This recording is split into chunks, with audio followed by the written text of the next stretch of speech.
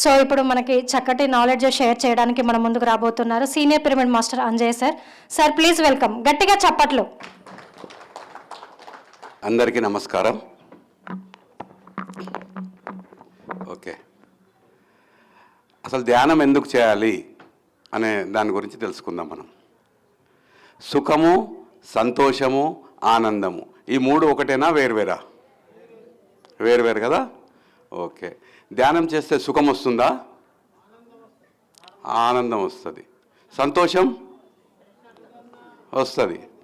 అంటే ఆనందం వస్తే అన్నీ వస్తాయి, కానీ సుఖం వస్తే సంతోషం రాదు, ఆనందం రాదు. సంతోషం వస్తే సంతోషం, సుఖం వస్తుంది, ఆనందం రాదు. కానీ ఆనందం వస్తే అన్నీ వస్తాయి. ఓకే, తర్వాత ఈ ఆనందం ఎక్కడుందో తెలుసుకోవాలి మనం. ఆనందం ఎక్కడుందో తెలుసుకుందామా? తెలుసుకుందాం. ఒకటి ఏంటంటే, అనుకున్నది జరిగితే ఆనందం. అనుకున్నది జరిగితే ఆనందమే కదా. ఏదైనా సరే మనం ఒకటి అనుకుంటాము, అది జరిగితే మనకు ఆనందం, కానీ అది ఆనందం కాదు, అది సంతోషం. తర్వాత జరిగింది స్వీకరిస్తే ఆనందం. అనుకున్నది జరిగితే సంతోషం, జరిగింది స్వీకరిస్తే ఆనందం. ఇందులో ఒక చిన్న సీక్రెట్ ఉంది. అంటే ఏదైతే జరుగుతుందో దాన్ని యాజ్ ఇట్ ఈజ్గా మనం యాక్సెప్ట్ చేస్తే అది ఆనందం. అనుకున్నది జరగడం అనేది ప్రాపంచిక విషయం, జరిగింది స్వీకరించడం అనేది ఆధ్యాత్మిక విషయం. ఒక చిన్న స్టోరీ చెప్పుకుందాం. ఒక అతను ఇలా నడుచుకుంటూ వెళ్తున్నాడు. మామూలుగా ఏదో పాటలు పాడుకుంటూ ఇట్లా లాలా అనుకుంటూ ఇట్లా వెళ్తుంటే ఏమైందంటే, ఒక చిన్న రాయి తట్టు తలిగి కింద పడిపోయాడు. తట్టు తలిగి ఏం చేసినాడు, కింద పడిపోయాడు. అబ్బా అని చూస్తే ఇది మొత్తం ఇదంతా ఈ రెండు కాళ్ళు బాగా డ్యామేజ్ అయ్యి రక్తం కారుతుంది బాగా. చూసుకున్నాడు, అయ్యో ఎంత పొరపాటు అయిపోయిందే, నేను ఎక్కడనో ఆలోచించుకుంటూ ఎక్కడనో వెళ్తున్నా, ఈ కాలు మొత్తం అయిపోయానని చెప్పి ఇట్లా అనుకొని సరేగా జరిగిన దానికి ఏం చేస్తాం, ఎక్కడైనా హాస్పిటల్ కానీ ఏదైనా ట్రీట్మెంట్ ఉంటే పసుపు లేకపోతే ఏదైనా దొరకకపోతుందని ఇట్లా లేస్తూ ఉంటే ఈ చైన్ కనపడే, ఒకటి గోల్డ్ చైన్. తాను ఎప్పటి నుంచో 6 నెలల సంది ఇలాంటి చైనే అనుకుంటున్న చైనే ముందర కనిపించే. ఎంత సంతోషం ఉంటుంది చెప్పండి. నేను ఇలాంటి చైనే చేపిద్దాం అనుకుంటే దొరికింది కదా, దెబ్బ తలిగింది కానీ చైన్ దొరికింది. ఏమైంది అప్పుడు? ఈ బాధ అది చైన్ తీసుకుండు.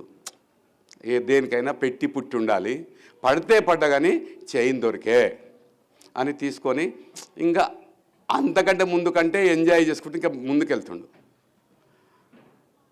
అక్కడి నుంచి ఒక ఇద్దరు ఊరికొచ్చి చైన్ చూసుకొని, ఇది మా చైన్ అండి, ఇది జారిపోయింది మా చేతిలోకి వెళ్ళి, నేను చేతిలో పట్టుకొని పోతుంటే జారిపోయింది, ఇది నా చైన్ అన్నాడు. అనగానే వాళ్ళకి ఇచ్చేసిండు. మళ్ళీ అప్పుడు ఆనందం పోయి ఏమొచ్చింది? బాధ కాదా వచ్చింది. వాడు ఏం చేసినట్టు మళ్ళీ వాళ్ళు తీసుకొని పోతుంటే ఒక ఇద్దరు బైక్ మీద వచ్చారు స్పీడ్గా. వచ్చి అబ్బాయి గల్ల పట్టుకురు. ఏమరా ఎక్కడ కొట్టుకొస్తున్నావు, ఇది అమ్మాయి చైన్ కొట్టుకొస్తున్నావు అన్నారు పోలీసు వాళ్ళు, సివిల్ పోలీస్. చూడండి, సివిల్ పోలీసు వాళ్ళు వచ్చి వాడిని పట్టుకొని ఆ చైన్ తీసుకున్నారు. అరే, ఈ చైను నా చేతిలో ఉంటే నేనే దొంగనైపోతుంది కదా. మళ్ళీ ఎంబడే సంతోషం. అంటే ఎక్కడుంది ఆనందము, సంతోషము, బాధ ఎక్కడుంది? కదా, కరెక్ట్ కదా. అంటే ఇప్పుడు మనం ఏం చేయాలంటే, ఏదైతే జరుగుతుందో దాన్ని యాక్సెప్ట్ చేయాలి.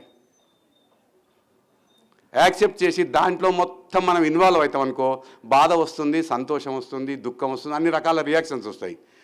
స్థితప్రజ్ఞత అంటే ఏది జరుగుతున్నా కూడా అలా స్వీకరిస్తూ ఉంటూనే ఉంటే మనకు ఆనందము లేదు, బాధ లేదు. ఇది మనం గమనించుకుందాం.